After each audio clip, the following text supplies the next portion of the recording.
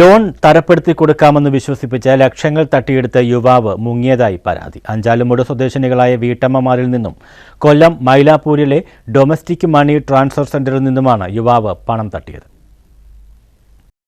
Loan തരപ്പെടുത്തി കൊടുക്കാമെന്ന് പറഞ്ഞ് വിശ്വസിപ്പിച്ച് ലക്ഷങ്ങൾ തട്ടിയെടുത്ത് യുവാവ് മുങ്ങിയതായാണ് പരാതി. കൊല്ലം അഞ്ചാലുമൂട് സ്വദേശിനികളായ വീട്ടമ്മമാരിൽ നിന്നും കൊല്ലം മൈലാപ്പൂരിലെ ഡൊമസ്റ്റിക് മണി ട്രാൻസ്ഫർ സെന്ററിൽ നിന്നുമാണ് പണം തട്ടിയെടുത്തത്. സംഭവവുമായി ബന്ധപ്പെട്ട് കൊട്ടിയം, ഇരവിപുരം, അഞ്ചാലുമൂട് തുടങ്ങിയ പോലീസ് സ്റ്റേഷനുകളിൽ പരാതി നൽകിയിട്ടുണ്ട്. ഓയൂർ സ്വദേശിയായ മഹിനാണ് തട്ടിപ്പ് നടത്തിയ വിരുദ്ധൻ.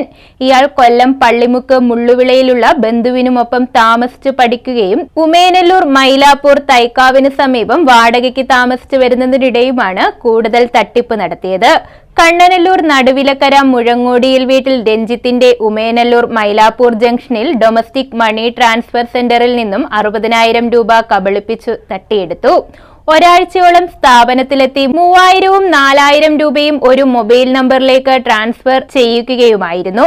അടുത്ത ദിവസം ഒരു 60,000 രൂപ ട്രാൻസ്ഫർ ചെയ്യണമെന്ന് പറഞ്ഞ് ട്രാൻസ്ഫർ ചെയ്യിപ്പിക്കുകയും ചെയ്തു. വണ്ടിയിലാണ് പണം ഇരിക്കുന്നതെന്നും എടുത്തു തരാമെന്ന് പറഞ്ഞ് പുറത്തിറങ്ങി ബൈക്ക് എടുത്ത് മുങ്ങുകയുമായിരുന്നു. കൊല്ലം അഞ്ചാലുമൂട് കുരീപ്പുഴയിൽ വീട്ടമ്മമാർക്ക് 6 ലക്ഷം രൂപ മുതൽ 10 ലക്ഷം രൂപ വരെ ലോൺ തരപ്പെടുത്തി കൊടുക്കാമെന്ന് പറഞ്ഞാണ് 10ഉം 20ഉം 30ഉം പേരടങ്ങുന്ന ഓരോ ഗ്രൂപ്പുകൾ ഉണ്ടാക്കി ഓരോരുത്തരുടെ കയ്യിൽ നിന്നും ലോൺ പ്രോസസ്സിംഗിന് ആവശ്യത്തിനെന്ന് പറഞ്ഞ് 5,000 മുതൽ 25,000 രൂപ വരെ വാങ്ങിയത്. ലോൺ തുകയ്ക്ക് അനുസരിച്ചാണ് ഓരോരുത്തരിൽ നിന്നും പൈസ ഈടാക്കിയിരുന്നത്.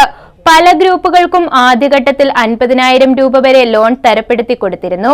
എന്നാൽ വലിയ തുക ലോൺ തരപ്പെടുത്തി കൊടുക്കാമെന്ന് പറഞ്ഞ് വിശ്വസിപ്പിക്കുകയും അതിന്റെ ആവശ്യത്തിനായി കുറെ പൈസ ആദ്യം അടയ്ക്കണമെന്ന് പറഞ്ഞും ആദ്യം ലോൺ എടുത്ത പണം മുഴുവൻ വാങ്ങി മുങ്ങുകയും ചെയ്യുകയായിരുന്നു.